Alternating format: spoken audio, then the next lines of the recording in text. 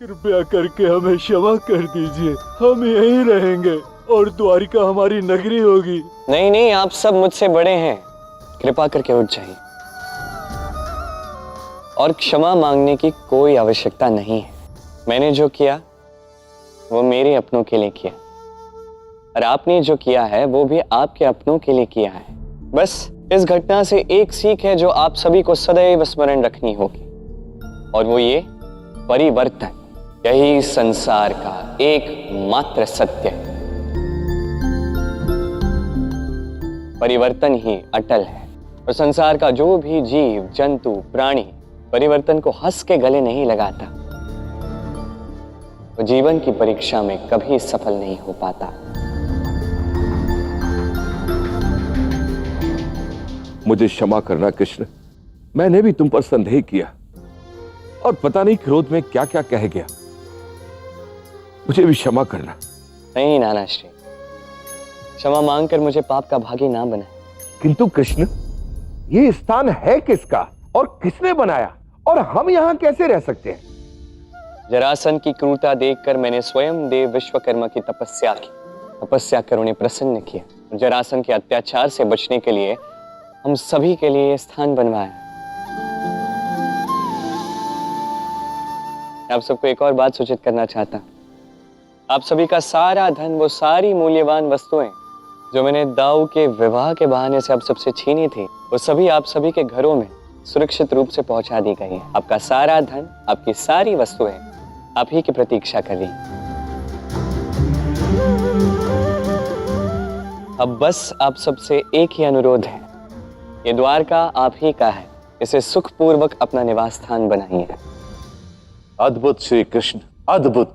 आपने बहुत बड़ी लीला रची है, और यह लीला आवश्यक थी, क्योंकि यदि आप मथुरा को इस अद्भुत नगरी के विषय में बताते और अपनी योजना के विषय में बताते तो कोई भी विश्वास नहीं करता, ना ही आपका साथ देता और ना ही यहाँ आता।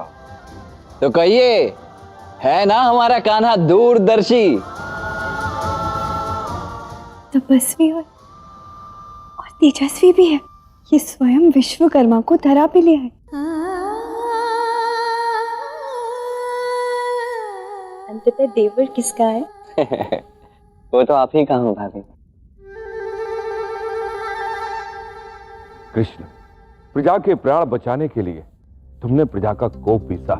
मुझे तुम पर गर्व है कृष्ण। ये नया नगर है, भला यहाँ वृद्ध राजा क्या करेगा? इसलिए मैं अपने राजपद का त्याग करता हूं।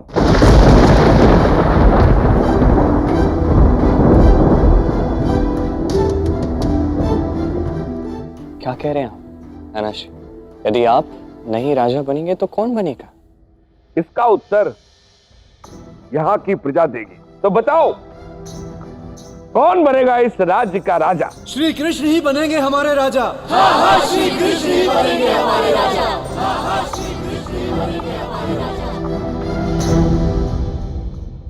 जाओ कान्हा, ये रिक्त स्थान तुम्हारा ही है, और देखो हम सभी की यही इच्छा है। जाओ। जाइए कृष्ण, आपके अतिरिक्त इस पद के लिए और कोई योग्य नहीं। आइए।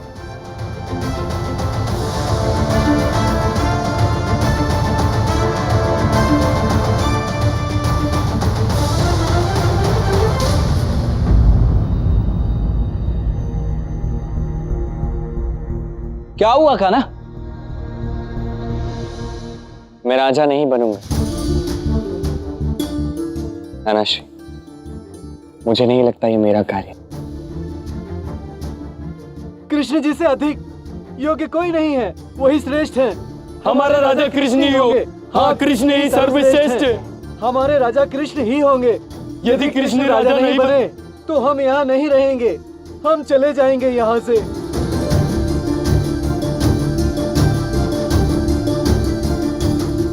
शांत हो जाइए, कृपा करके शांत हो जाइए आप सभी। देखिए, ये इतना बड़ा और महत्वपूर्ण निर्णय, इसे इतने आवेश में आकर तो नहीं लिया जाना चाहिए ना। क्या आप लोगों को नहीं लगता कि इतना बड़ा निर्णय लेने से पूर्व कान्हा को कुछ समय तो दिया जाना चाहिए? तो कल प्रातः तक का तो समय कान्हा को दिया ही जा सकता है। इसीलिए मेरी विनती है आप सभी से कि कान्हा को कल प्रातः तक का समय दीजिए। कल प्रातः इस निर्णय की घोषणा की जाएगी। तब तक आप सभी अपने नए घरों में जाकर विश्राम कीजिए। आज हम सभी ने बहुत लंबी और दुर्गम यात्रा की है। मुझे आशा है कि मेरी इस विनती को आप सभी स्वीकार करेंगे और कल प्रातः इस निर्णय की प्रतीक्षा करेंगे। शुभ रात्रि। महाराज श्री कृष्ण की जय। महाराज श्री कृष्ण की जय। महाराज श्री कृष्ण की जय। महाराज श्री कृष्ण की। आप सभी ने जो कहा है बिल्कुल उचित कहा है। आप सभी लोग निश्चिंत रहिए, मैं इस विषय पे ध्यान दूं। राधा रानी, अति उत्तम। हमारी राधा रानी यहाँ अपनी सभा संबोधित करने में लगी हुई है और बाहर क्या क्या हो रहा है उसका कोई ज्ञान ही नहीं है। कुटिला, वो क्या है ना, हम ना अभी मथुरा से आ रहे हैं। राधा, ये लो, हम तुम्हारे लिए मथुरा के प्रसिद्ध पेड़े लेकर आए हैं। लो।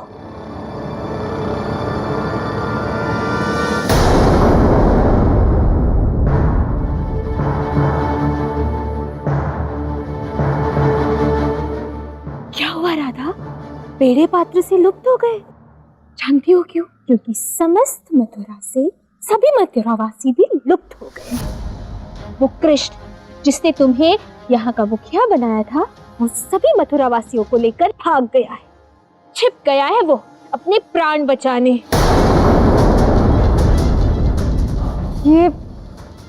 ये सब कब हुआ?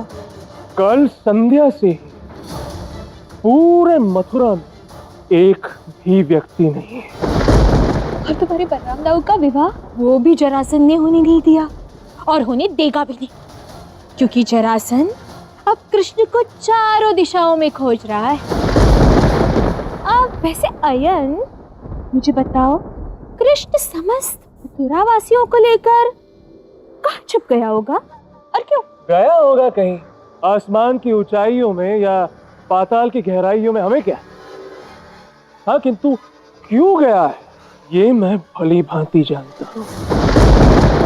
वो क्या है ना कि कंस का अंत किया उस कृष्ण ने और मथुरा का राजा बनाना पड़ा उस हृष्ट पुष्ट वृद्ध उग्रसेन को। अब ये कृष्ण मथुरा वासियों को लेकर जाएगा कहीं नए किसी छोटे से स्थान पर और बन जाएगा उनका नया राजा। बस यही तो चाहता है वो कृष्ण। ये सब उस सिंहासन के ही लोभ में किया है उसने। अच्छा, तो जरासंध से जीतकर राजा बनना असंभव था, तो अपने नाना का राजपद छीनना उचित समझा उसने। अयन, जब से मैं तुम्हें जानती हूँ, तुमने जीवन में एक ही वस्तु की कामना की है और वो है बरसाना का मुखिया पद। अब वैसे तुम इसके योग्य तो नहीं हो, किंतु फिर भी इसकी कामना तो करते हो और अपना वही चरित्र तुम दूसरों में देखते हो। राधा, और रही बात कृष्ण की, तो वो तो तुमसे कहीं अधिक योग्य है, किंतु मुझे पूर्ण विश्वास है कि उसे राजा या राज सिंहासन में कोई रुचि नहीं होगी। वो सदैव लोगों का सेवक था और सेवक ही रहेगा, सेवा करवाएगा नहीं। और हाँ, कृष्ण कितना भी बड़ा युवराज क्यों ना हो, किंतु मन से वो एक विनम्र ग्वाला ही रहेगा। सही कहा तुमने राधे। प्रजा के आग्रह से मैं तनिक दुविधा में फंस गया था। तुमने उस दुविधा का अंत कर दिया।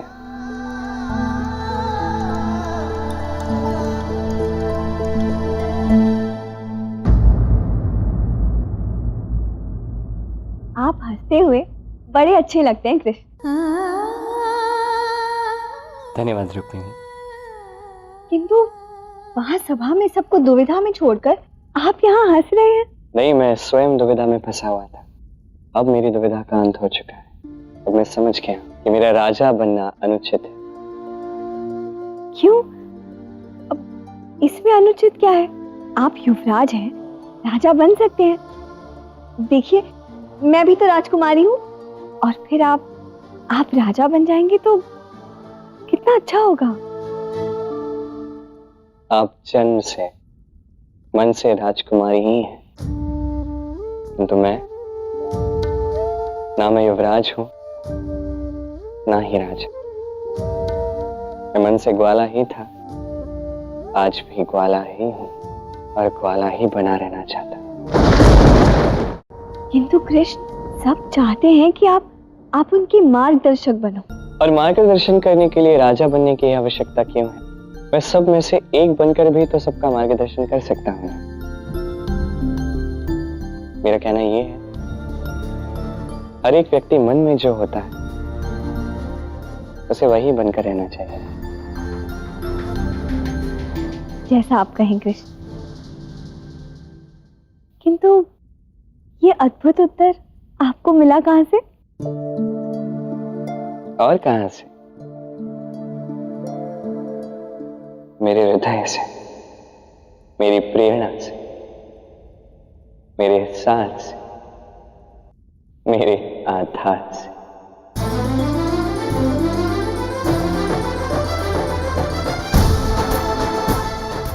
मुझे ज्ञात हो गया है कि कृष्ण मुझे लेने आया क्यों नहीं। मेरा वचन अभी तक टूटा नहीं है, दाऊ का विवाह हुआ ही नहीं है। और मैं जानती हूँ कि वो सब कहाँ गए हैं। वो सब संभवतः द्वारका ही गए हैं। इसलिए मुझे पूर्ण विश्वास है कि कृष्ण मुझे लेने अवश्य आएगा।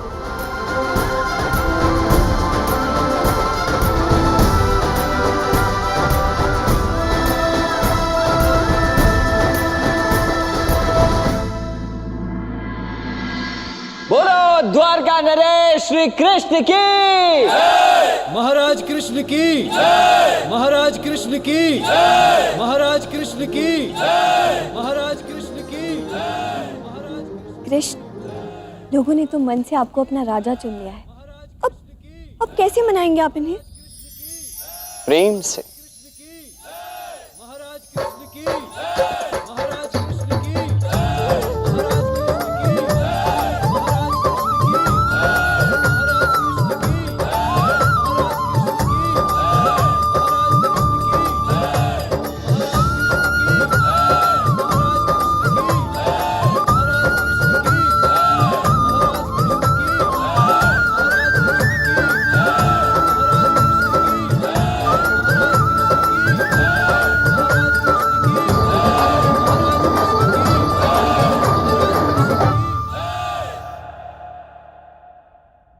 तो मेरे प्यारे मथुरा वासियों, आज से आप सभी द्वारका के वासी कहलाएंगे। मुझे ज्ञात है कि आप सबकी ये प्रबल इच्छा है कि मैं द्वारका का राजा बनूं। किंतु उससे पूर्व मैं आपसे कुछ बातें करना चाहता हूं। क्या आप सबकी अनुमति है? हाँ हाँ अवश्य कृष्ण। राजा, राजा की परिभाषा क्या है? राजा का कर्तव्य क्या है? ये राजा होता क्या है? उत्तर सरल है। राजा वो जो प्रजा के हित में निर्णय ले। राजा वो जिसके लिए प्रजा स्वयं से पहले हो। किंतु यहां पे निर्णय राजा ने नहीं, समस्त प्रजा ने लिया है। यहां द्वारका में बसने का निर्णय आप सब ने स्वयं लिया। द्वारका में हमारे साथ यहां रहने का निर्णय, एक नया जीवन आरंभ करने का निर्णय, ये चयन पूर्णतः आपका था। यदि आप चाहते तो इस स्थान को छोड़कर जा सकते थे, मैंने नहीं रोका था। ये निर्णय मैंने पूर्णतः आप सब पर छोड़ दिया था। किंतु सोचने वाली बात है, यदि मैं एक राजा की भांति आप सबको आदेश दूं, आप पर यह निर्णय लागू करता कि आप सबको यहीं रहना है, तो कदाचित यहां जितने भी लोग उपस्थित हैं, कुछ या कहो अनेक लोगों के मन में दुख होता, पीड़ा होती, कोई क्रोधित होता है ना। इसका तात्पर्य क्या है? तात्पर्य एक ही है। प्रजा का एक एक व्यक्ति जब स्वयं के लिए और समस्त राज्य के लिए निर्णय लेता है, तो वही निर्णय सबसे अधिक उचित, वही निर्णय सबसे अधिक सुखदायी होता है। मेरा मानना यह है कि राज्य का हर एक व्यक्ति, समस्त प्रजा जब साथ मिलकर निर्णय लेगी, उस निर्णय में एकता का भाव होगा, तभी वो राज्य आगे बढ़ेगा।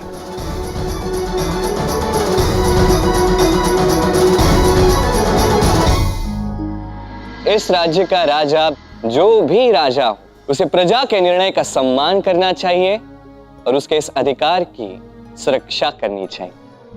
इसलिए मैं ये कहता, द्वारका में ना कोई एक राजा होगा, ना कोई एक रानी होगी।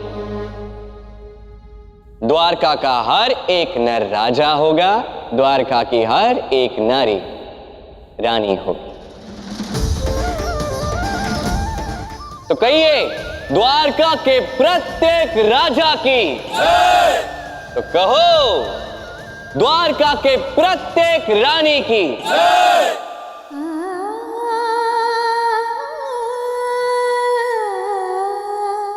अप्रतिम श्री कृष्ण, ऐसा तो किसी ने सोचा भी नहीं होगा कि कोई राज्य ऐसा भी हो सकता है कि जहां का प्रत्येक नागरिक वहां का राजा होगा। ऐसे सुंदर विचार और सम्मान तो केवल आप जैसे महान हृदय में ही आ सकते हैं। सत्य कहा अक्रूर तुमने। कृष्ण, तुमने आर्यवर्त में यहाँ की राजनीति में एक नया अध्याय जोड़ दिया है। आशा है कि एक दिन संपूर्ण आर्यवर्त इसी राजनीति के तहत चलेगा। प्रजा के लिए निर्णय प्रजा लेगी और राजा केवल प्रजा का प्रतिनिधि बनकर प्रजा के हितार्थ निर्णय ले और उनके सम्मान और निर्णय की रक्षा करे। अद्भुत कृष्ण, अद्भुत। धन्यवाद नानाजी। भविष्य का मैं नहीं जानता, किंतु हाँ, द्वारका में ये नव आरंभ आप ही के हाथों होगा। अवश्य पौत्र कृष्ण।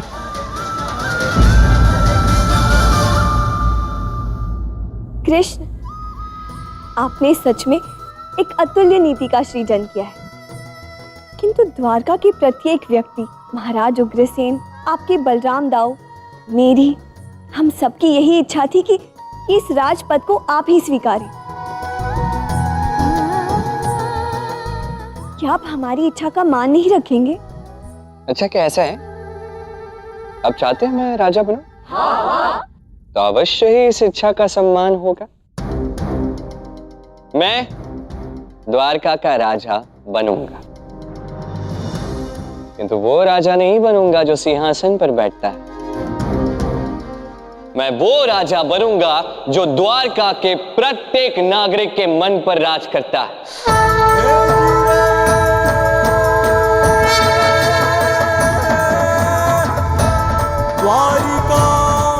वो कान्हा जिसे जनता ने अपने शीश पर बिठाया है, वो कहलाएगा द्वारकाधीश। द्वारका के प्रत्येक व्यक्ति के मन का राजा द्वारकाधीश। और सर्वप्रथम द्वारका में द्वारकाधीश का ही अभिषेक होगा। द्वारकाधीश श्री कृष्ण की, द्वारकाधीश श्री कृष्ण की, द्वारकाधीश श्री कृष्ण की, द्वारकाधीश श्री कृष्ण की, द्वारकाधीश। आप तो सच में प्रेम से सबको अपना बना लेते हैं कृष्ण। अपनी बात मनवाते हैं और लोगों की बात भी रखते हैं। ये कला केवल आप में है और किसी में नहीं। ये मेरा सौभाग्य है कि मुझे द्वारकाधीश का अभिषेक करने का अवसर मिला।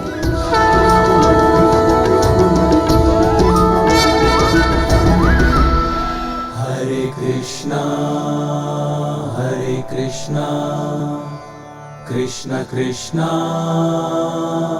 हरे हरे।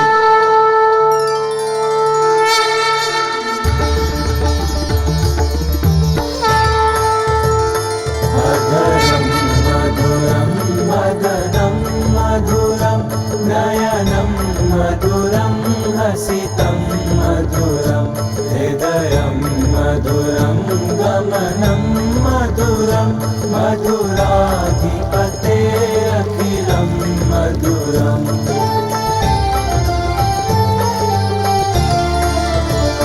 वचनं मधुरं चरितं मधुरं वसनं मधुरं वलितं मधुरं चलितं मधुरं भ्रमितं मधुरं मधुराधिपतेरखिलं मधुरं वेणुर्मधुरो रेणुर्मधुरः पाणिर्मधुरः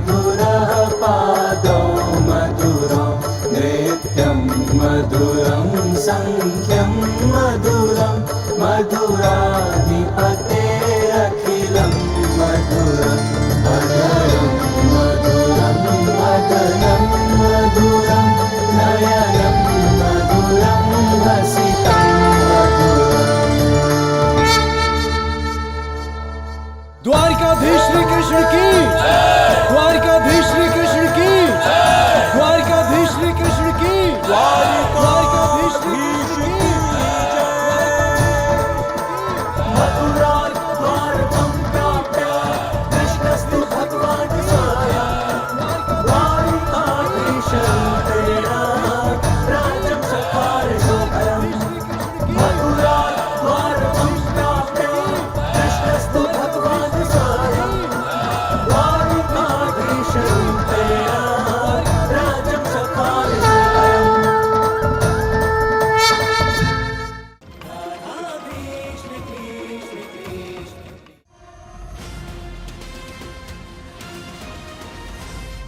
द्वारकाधीश श्री कृष्ण की, द्वारकाधीश श्री कृष्ण की, द्वारकाधीश श्री कृष्ण की, द्वारिकाधीश की जय। मथुरा द्वारकं प्राप्य कृष्णस्तु भगवान् स्वयं द्वारिकाधीशं श्री कृष्ण की, द्वारकाधीश श्री कृष्ण की, द्वारकाधीश श्री कृष्ण की। तो द्वारकाधीश, अपना पहला आदेश तो दीजिए। मेरा पहला आदेश और क्या होगा? वही क्षण जिसकी समस्त प्रजा प्रतीक्षा कर रही है, वही जिस क्षण के लिए यहाँ का एक एक व्यक्ति आतुर। हमारे बलराम दाऊ और रेवती भाभी का विवाह। तो विवाह के सारे प्रबंध शीघ्र किए जाएं। रुक्मिणी, आप रेवती भाभी को सज्ज कीजिए और हमारे दाऊ, आप भी चलिए शीघ्र सज्ज हो जाइए।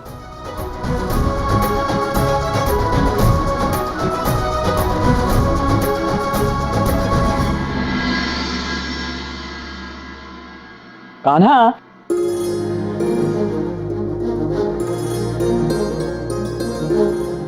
तुम सुबह सभा में कहकर तो आ गए कि दाऊ जाइए सज्ज होकर आई, किंतु तुमने सोचा कि मैं सज्ज होऊंगा कैसे? मैं कभी अकेले सज्ज हुआ हूं क्या? सदैव तो तुम ही मुझे सज्ज करते हो ना, तो अभी भी तो सज्ज तुम ही करोगे मुझे। समझ गया, सोचने वाली बात ही मैंने सोची ही नहीं। आप निश्चिंत रहे, मैं हूं ना, मैं आपका सज्ज कराऊंगा। चलिए। किंतु यहां कहां? मेरे विशेष कक्ष में। तुम्हारा विशेष? अरे हाँ कान्हा, तुमने अपना विशेष कक्ष तो मुझे दिखाया ही नहीं। उसकी आवश्यकता ही नहीं थी, आप पहले ही देख चुके हैं। तुम्हारा विशेष कक्ष में? नहीं।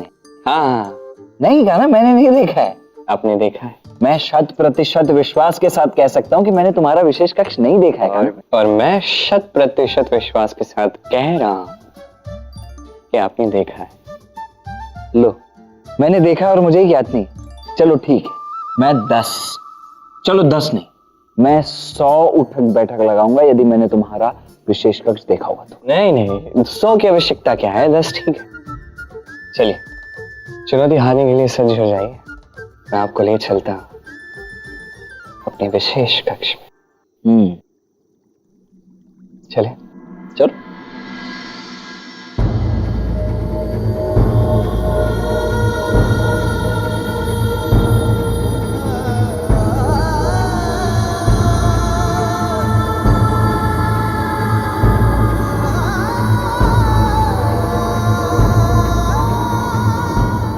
कान्हा, ये तो बिल्कुल राधा के आंगन के समान है।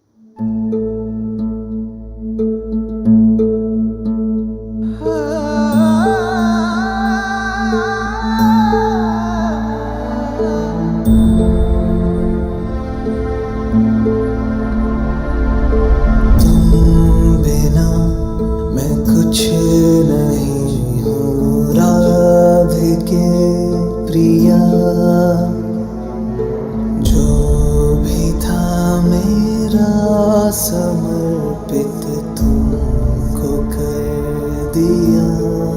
तुम मुझसे दूर नहीं, मुझ में तुम समाए हो।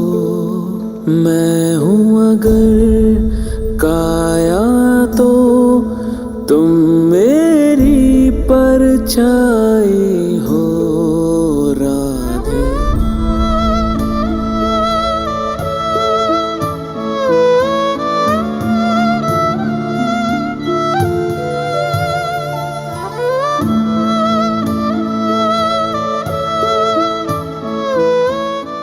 हाँ था, यही है वो स्थान जो राधा कृष्ण के लिए सबसे अधिक प्रिय है। यही है वो स्थान जहाँ राधा कृष्ण की अनंत स्मृतियां जुड़ी हैं।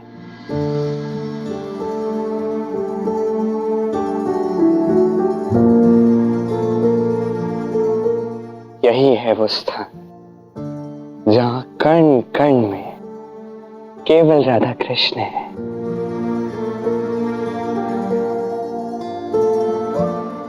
यही है वो स्थान।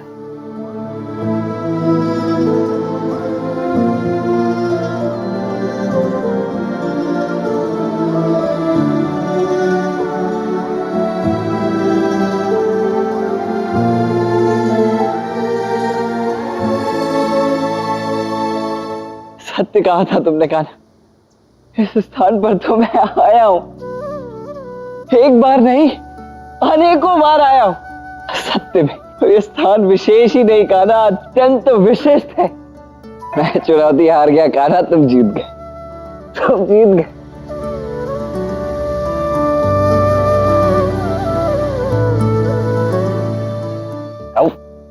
अरे ये आप क्या?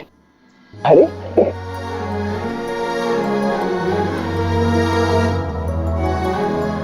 आज आपका विवाह है तो चलो आज मैं आपको क्षमा कर देता हूं।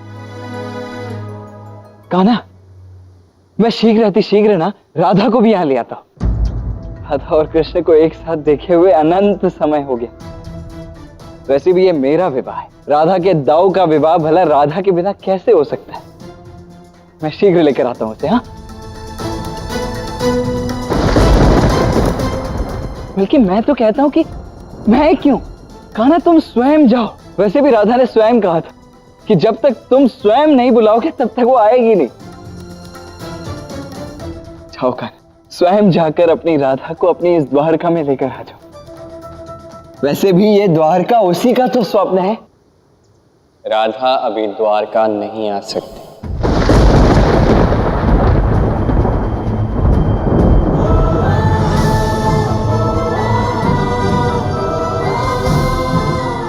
मैं अपना सामान खोलूंगी ही नहीं। कृष्ण मुझे किसी भी क्षण लेने आता ही होगा।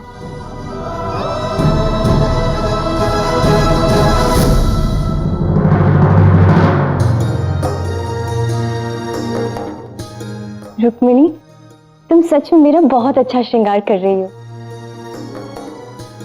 किंतु पता नहीं मेरी सखी राधा क्यों नहीं आई अब तक। जानती हो, वो बिल्कुल देवियों जैसा श्रृंगार करती है। सत्य कहा, राधा है ही इतनी अच्छी और निस्वार्थ। तुम जानती हो राधा को? राधा ही तो है जिसने मेरा पत्र कृष्ण तक पहुंचाकर उसे मेरी सहायता के लिए भेजा था। मैं तो सदैव के लिए उसकी आभारी रहूंगी। बल्कि मेरे जीवन में जो सुखद पड़ाव आने वाला है, क्षण में राधा मेरे साथ हो, यही मेरी इच्छा है। और अब तो मैं भी चाहती हूँ कि मेरा श्रृंगार भी स्वयं राधा ही करे। हाँ हाँ, अवश्य सच करेगी। किंतु ऐसा कौन सा सुखद पड़ाव आने वाला है?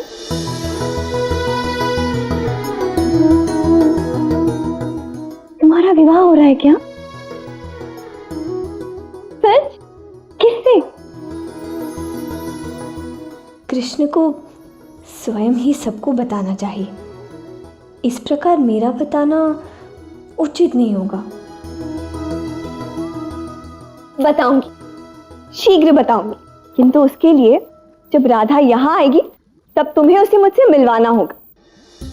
कृष्ण की सखी से मिलकर उसे अपनी सखी बनाना चाहती हूँ। कृष्ण की सखी? कृष्ण सखी नहीं, परम सखी। राधा कृष्ण तो एक दूसरे के मन की बात जान लेते हैं। सच? तब तो मुझे उससे शीघ्र, अति शीघ्र मिलना होगा। राधा ही है जो मुझे कृष्ण का हृदय पढ़ना सिखाएगी। शीघ्र आओ राधा। क्यों नहीं आ सकती कान्हा? राधा द्वारका क्यों नहीं आ सकती? मैं तो स्वयं उसे कहकर आया हूं कि तुम स्वयं उसे लेने आओगे, और अब तुम कह रहे हो कि राधा द्वारका ही नहीं आ सकती। यही अनजाने में आपसे भूल हुई है था। आपको ऐसा नहीं करना चाहिए था। किंतु क्यों नहीं कहना चाहिए था? ऐसा भी क्या अनुचित कह दिया मैंने कान्हा?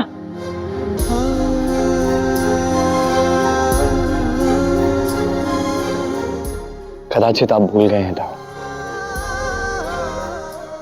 मैं नहीं भूला, ना कभी भूल सकता। श्रीदमा का श्राप। मैं श्री कृष्ण भक्त श्रीधामा तुम्हें श्राप देता हूं, तुम्हें श्राप देता हूं, तुम्हें श्राप देता हूं कि तुम 100 वर्षों तक श्री कृष्ण को भूल ही रहोगी, श्री कृष्ण को भूल ही रहोगी, और गोलोक से दूर मृत्यु लोक में रहोगी, मृत्यु लोक में रहोगी। राधा कृष्ण का विरह 100 वर्षों का श्राप है। 100 वर्षों तक इसका वहन करना ही होगा। किंतु कान्हा, तुमने तो स्वयं राधा से कहा था ना कि तुम एक दिन पूर्व दिशा से आओगे और सदा सदा के लिए राधा को अपने साथ लेकर चले जाओगे। तुम तो अपने प्रत्येक वचन का मान रखते हो, इसीलिए तो तुमने द्वारका नगरी का निर्माण भी राधा के स्वप्न के अनुसार ही किया ना। फिर अब ये सब क्यों कह रहे हो कान्हा?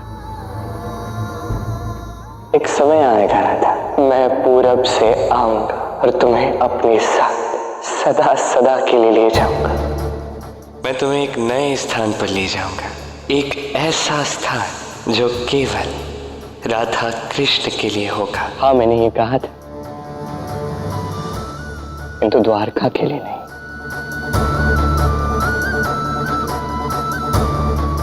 मैं तो बात कर रहा था हमारे पुनर्मिलन की।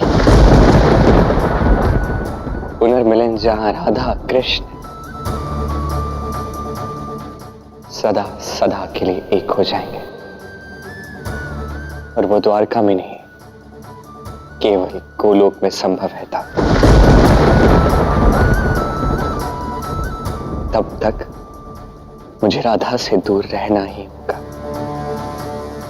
यही है विधि का विधान, यही है श्रीदमा का श्राप। कान्हा, मैं किसी विधि के विधान को नहीं जानता। मैं केवल इतना समझता हूं कि तुम नारायण हो, और नारायण तो किसी का भी विधान बदल सकते हैं, तो बदल दो ना। आपको लगता है मैं सब कुछ बदल सकता हूं? हाँ,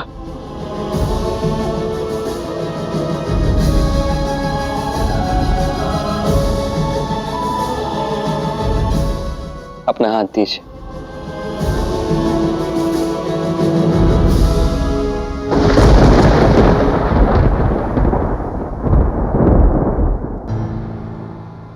रुक्मिणी ने जो पत्र राधा को लिखा था, जिसे पूर्ण करने की सौगंध राधा ने मुझे दी थी, जो संदेश आप मुझ तक लेकर आए थे, क्या आपने एक बार भी वो पत्र पढ़ा?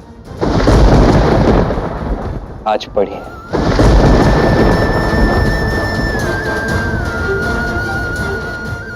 साहस के साथ पढ़िएगा।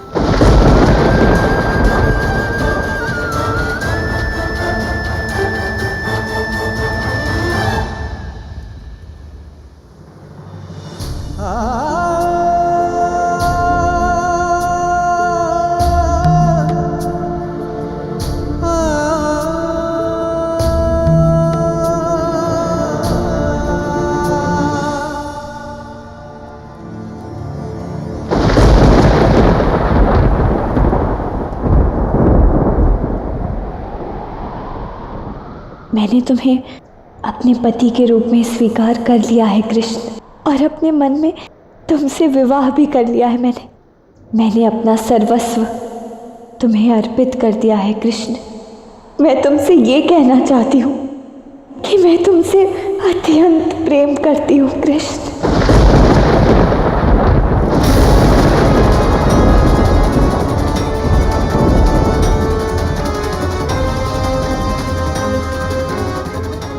ये पत्र आप कृष्ण को दे दो।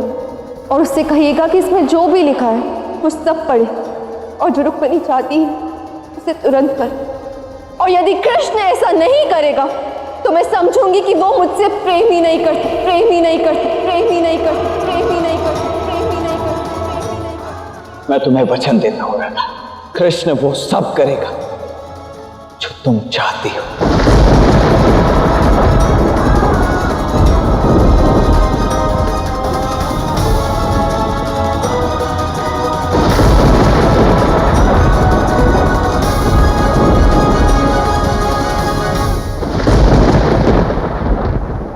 कैसे संभव है? राधा स्वयं ऐसा कैसे कर सकती है? ये सब कैसे हो सकता है कान्हा? यही तो है विधि का विधान। कोई कुछ नहीं कर सकता था। ये विधि अपने इस विधान को साकार करने के लिए कोई ना कोई मार्ग ढूंढ ही लेती है। अब चाहो ना चाहो ये होकर ही रहता है। था सोचिए, राधा ने वो पत्र पढ़ा, मुझे उसे साकार करने के लिए कहा, और उस पत्र में लिखा है कि मुझे रुक्मिणी से विवाह करना है। सोचिए ना, अयन और राधा का विवाह हुआ जो कदाचित कोई नहीं चाहता था, पर ये हुआ। ये था हमारा प्रथम वियोग, ये था विधि का विधान। अब इस गाथा में रुक्मिणी आई है, ये होगा हमारा दूसरा वियोग।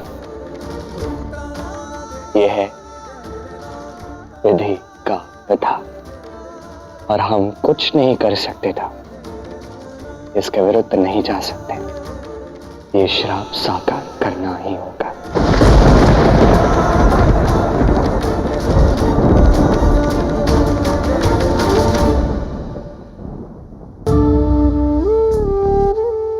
ये मैंने क्या कर दिया कान्हा? तुमने मुझे कितना समझाया किंतु मैं समझा ही नहीं। आपने कुछ नहीं किया था। नहीं कान्हा, राधा कृष्ण के इस विरह का एक कारण मैं भी हूँ, मुझसे हुई है भूल। नहीं नहीं, ऐसा कुछ भी नहीं है। दाऊ दाऊ, मुझे देखिए, ये केवल श्राप का प्रभाव है। स्वयं को दोष मत दीजिए, आपकी इसमें कोई भूल नहीं है। समझिए आप, मुझे देखिए, हाथ दीजिए अपना।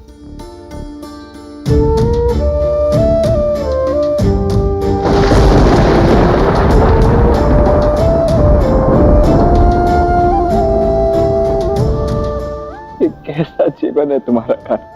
कैसा अवतार है? इस जीवन में इतने दुख क्यों है, इतनी कठिनाइयां क्यों है कान्हा? सत्य में कान्हा, नारायण के सभी अवतारों में यदि सबसे कठिन अवतार कोई है ना, तो वो यही है, तुम्हारा कृष्ण अवतार। कान्हा, मैं समझता हूं कि राधा की सौगंध को पूरा करने का एकमात्र उपाय तुम्हारा रुक्मिणी से विवाह करना है। तो तुम रुक्मिणी से विवाह भले ही करो, किंतु राधा को यह जानने का अधिकार तो है। मेरा तुमसे निवेदन है कि तुम स्वयं राधा को यह जानकारी दो। है ना, मैं स्वयं राधा से मिलकर आया हूं। मैंने राधा को तुम्हारी प्रतीक्षा करते हुए देखा, तुमसे पुनर्मिलन के लिए आतुर होते हुए देखा है कान्हा। मैं जानता हूं कि उसका हृदय टूट जाएगा ये जान के, किंतु ये जानना उसका अधिकार है। उसे इस प्रकार अंधकार में अनंत काल की प्रतीक्षा के लिए मत छोड़ो कान्हा। आपसे किसने कहा कि राधा को यह ज्ञात नहीं होगा? मैं वचन देता हूं, राधा को शीघ्र ही सब कुछ ज्ञात हो जाएगा।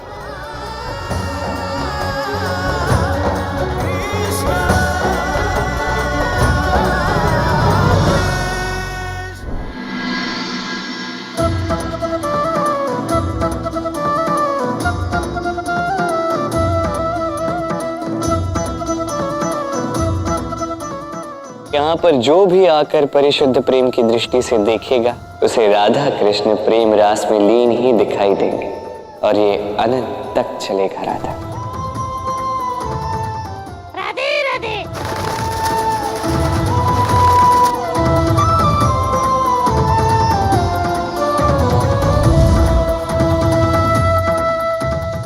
शुका, एक बात बताओ, तुम्हें क्या लगता है कृष्ण मुझे लेने क्यों नहीं आया? ये तो मुझे वचन भी दिया था और अब तो उस भव्य और दिव्य स्थान का निर्माण भी हो गया है, फिर भी वो नहीं आया, क्यों? वो कृष्ण है, जो करता है अपनी राधा के लिए ही करता है। अब बस भी करो शुका, उसकी बड़ाई करना बंद करो।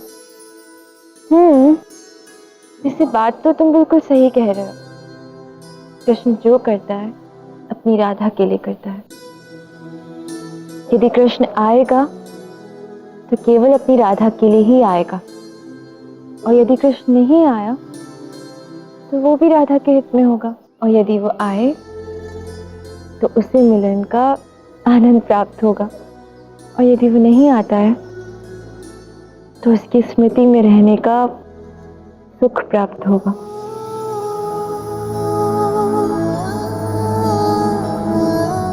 कृष्ण, तुम जब भी आओ ना तो इसी स्थान निधिवन में ही आना, हमारे इस प्रेम के स्थान पर। मैं तुम्हारी प्रतीक्षा कर रही हूँ।